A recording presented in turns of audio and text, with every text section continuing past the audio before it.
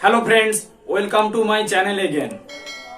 मैंने differential equation first order और second order की एक प्लेलिस्ट तैयार किया है, जहां पर आप मेरी डिफरेंशियल इक्वेशन की पूरी वीडियो देख सकते हैं। डिफरेंशियल इक्वेशन को समझने से पहले आपको इंटीग्रेशन क्या होता है उसे जानना होगा, और इंटीग्रेशन को कैसे सॉल्व करते हैं। डिफरेंशियल इक्वेशन अगर आप सॉल्व कर रहे हैं तो इंटीग्रेशन आपको जानना होगा। इसलिए मैं एक प्लेलिस्ट तैयार करूंगा, जहां पे आपको इंटीग्रेशन फॉर्मूला के साथ इंटीग्रेशन की एग्जांपल और कुछ टाइप की इंटीग्रेशन बताऊंगा, जहां से आप डिफरेंशियल इक्वेशन को आसानी से सॉल्यूशन कर सकते हैं। सो फ्रेंड्स, देखिए, मैंने इस वीडियो में पहला पार्ट चूज किया है इंटीग्रेशन फॉर्मूला।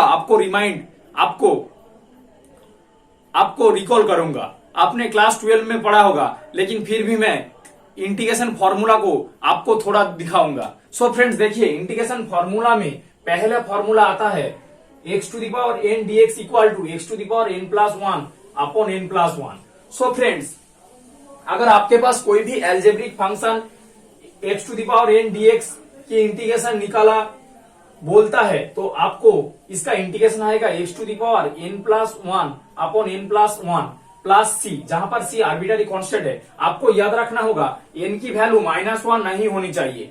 n की वैल्यू -1 नहीं होनी चाहिए। अगर n की वैल्यू -1 हो जाएगा तो ये अनडिफाइंड हो जाएगा।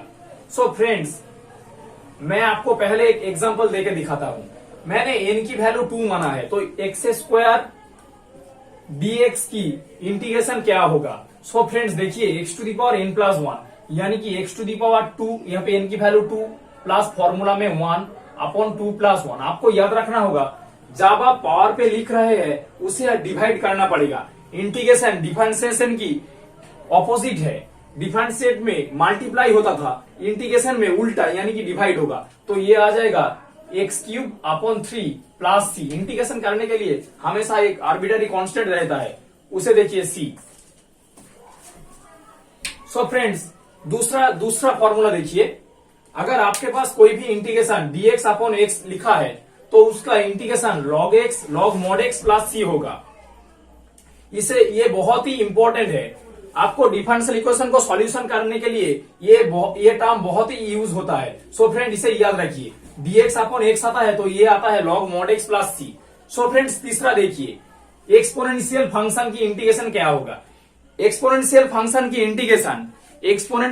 की integration e to the power mx upon m होता है। अगर इसका derivative e to the power mx, जहां पर m मल्टीप्लाई होता है, इंटीग्रेशन में हमेशा कांस्टेंट डिवाइड होगा। सो फ्रेंड्स, देखिए, e to the power mx dx equal to e to the power mx upon m।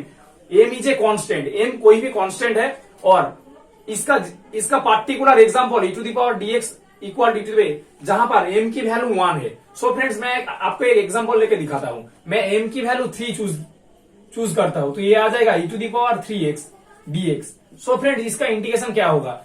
Formula के मुताबिक ये देखिए, e to the power mx यानी m की वैल्यू 3 लिख दीजिए, और यहाँ पे m की वैल्यू 3, तो m नीचे डिवाइड आएगा, तो ये आ जाएगा e to the power 3x plus C. हमेशा एक आर्बिट्ररी कांस्टेंट c आएगा।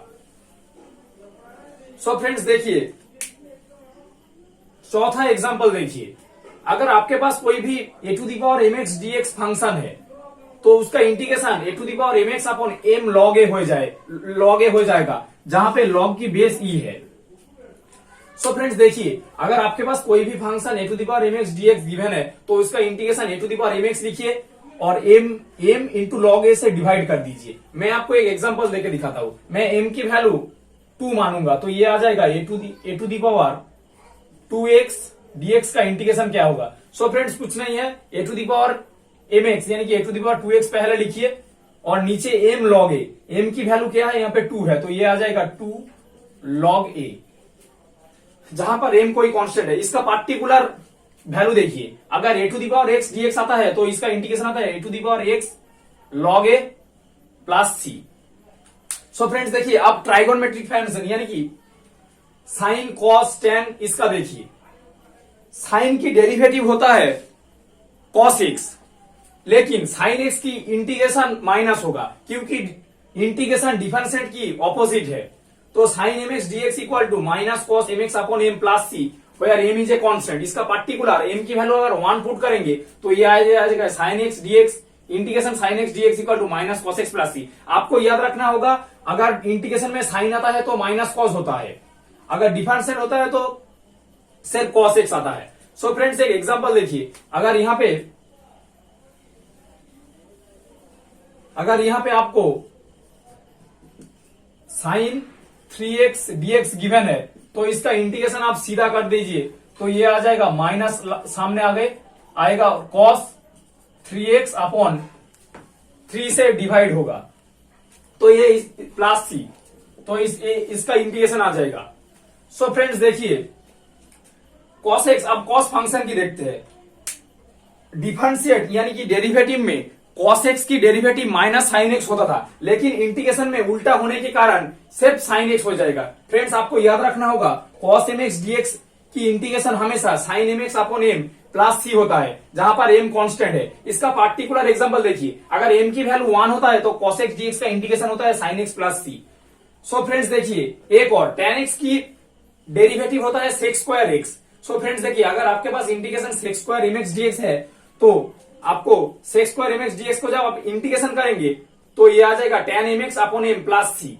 सो फ्रेंड्स ट्राइगोनमेट्रिक फंक्शन बहुत ही इंपॉर्टेंट है इंटीग्रेशन के लिए, तो इसे आप गौर से देखिए। अगर sec square m x dx equal to इसका इंटीग्रेशन दिया है तो आपको करना पड़ेगा tan mx upon m plus C, where m is a constant. इसका पार्टिकुलर एग्जाम आप जब m की वैल्यू 1 पुट करेंगे तो ये आ जाएगा sec square x dx equal to tan x plus C.